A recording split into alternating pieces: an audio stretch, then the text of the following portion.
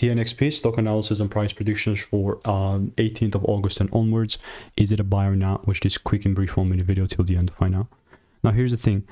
TNXP sort of just sat here and we never had the Friday, which I don't know, seems a little odd. Or did we? Oh no, yeah, we did. I've been just pumping this thing up very nicely. Like all these links you see on the chart is just previous proof of me buying this thing very early, very early. Now it could be like, how would you have been even known that the price was gonna go up? Why were you buying on this bearish market?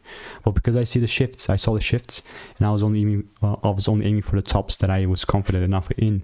And since 4 months ago, it's been just pumping, and I'm a very big fan of that. So since now we're still inside this demand zone, only if I see a double break, I'm still looking to take it further up.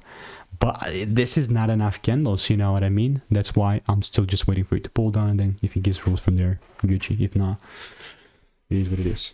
With TNXP, I also got about 20 receipts in the Discord. Therefore, if you want to stay tuned and get free money making emails and insights, click the first link in the description. I'll see you in the next one.